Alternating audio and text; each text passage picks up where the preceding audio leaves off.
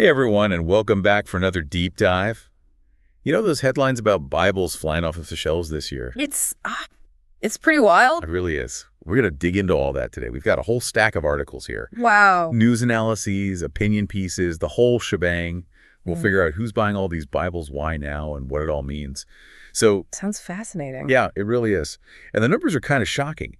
A 22% jump in sales just this year compared to last year. And get this, 41% higher than back in 2019. That's a huge spike. Huge. Especially when, regular print books are barely selling. It's like Bibles are in their own world. Definitely makes you curious. So who exactly are all these Bible buyers? Right. Well, it looks like two main groups. One is the first-timers, people who've never owned a Bible before. There was this young influencer, Silly Vasquez, featured in a few articles. Oh, yeah, I think I saw that. She just felt this need to connect with something spiritual, So Yeah. she went and bought her first Bible at Barnes & Noble. Like a modern-day coming-of-age thing, Yeah. but with a Bible. Exactly. Then you've got the folks who already own Bibles but are going deeper. Okay. Maybe they're buying study guides or special editions. Like those fancy collector's ones. Oh, yeah, like that goatskin-bound Bible we saw priced at over $800. Whoa. That's some serious dedication. It is. And it seems like nowadays there's a Bible for every taste. You've Yeah. got graphic novels, collector's items, even one endorsed by President-elect Trump. Oh, yeah, that God Bless the USA Bible. Didn't that cause a bit of a stir? Definitely. Especially after the Oklahoma Department of Education bought copies for their schools. Yikes. So, beyond the political stuff, though, there's this one thing that pops up in almost every article. Oh. And what's that? Anxiety. Anxiety.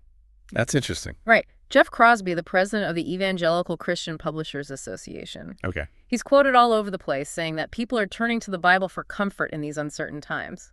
That makes sense. He points to worries about the economy, global conflicts like the war in Ukraine, the upcoming U.S. election. Even AI is freaking people out. So it's like a perfect storm of anxiety pushing people towards something familiar, something that offers stability. Yeah, exactly. Like when the world feels out of control, you reach for something solid.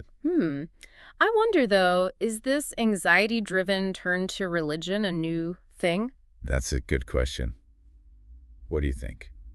Historically speaking, times of upheaval and uncertainty have often coincided with a rise in religious activity. So this Bible boom could be seen as a reflection of the anxieties we're facing as a society right now. I think that's a fair assessment. But here's where things get even more interesting.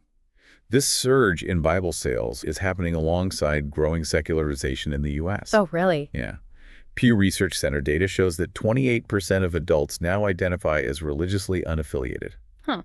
How do we make sense of those two things happening at the same time? Fewer people tied to religion, but more Bibles sold. It seems like a paradox. It does, doesn't it? But maybe it's not such a contradiction after all. Go on. Maybe at least some of those unaffiliated folks are still spiritually thinking, but they haven't found a place within traditional religious institutions. So they're looking for meaning, but outside the box of organized religion. Exactly. They're stepping outside the confines of traditional religion, but still yearning for something more. That's fascinating. The Bible, with its weight and influence on Western culture, could be acting as a bridge for some. Yeah, connecting them to history, meaning moral grounding. Exactly. And it really challenges the assumption that secularization equals a complete abandonment of spirituality.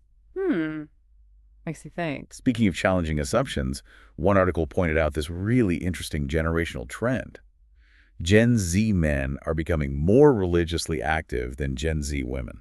Wow, that is interesting. That seems like a reversal of recent trends, doesn't it? It does.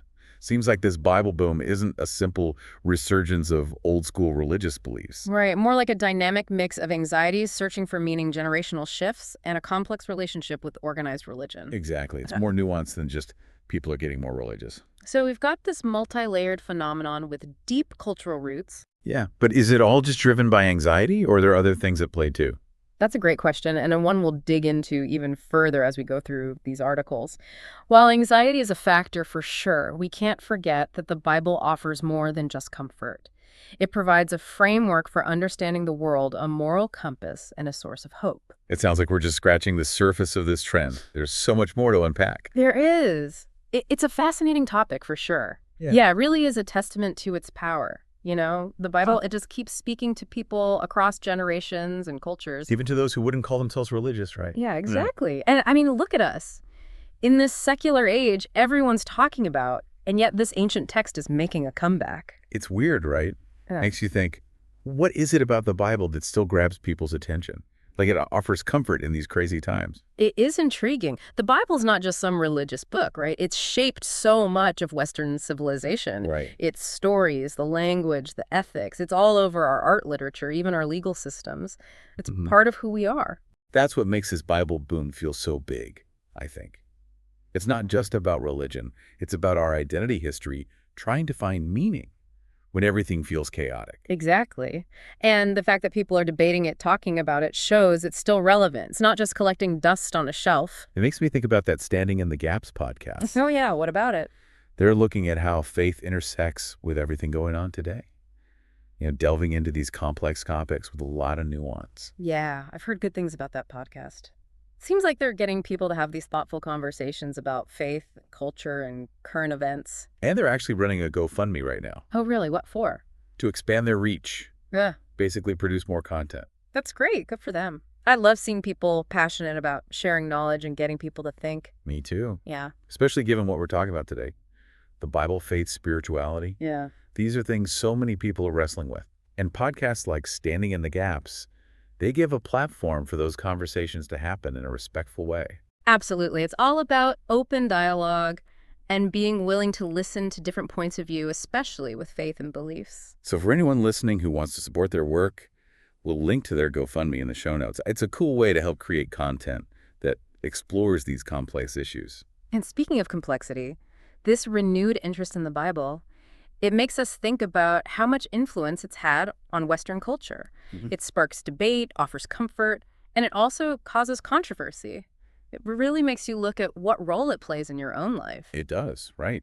I mean, what role does the Bible play in your life and how you see the world? Yeah, it's a big question for sure. It makes you think, doesn't matter if you see the Bible as like the Word of God, a historical record, or even just a piece of literature. Right. You can't deny how much it shaped our world and even our own lives. I agree. And as we've been talking about this, Bible boom shows that it's not just for religious people anymore. It's speaking to people from all walks of life. Makes us consider what it means to us personally. It's like it's a mirror. Yeah. Reflecting all our anxieties, our hopes, our constant search for meaning in the world. I love that. It's a beautiful way to put it. And the different ways people engage with the Bible, whether it's reading it, studying it, even listening to podcasts like Standing in the Gaps. It all shows how powerful it still is, how it gets people thinking and talking.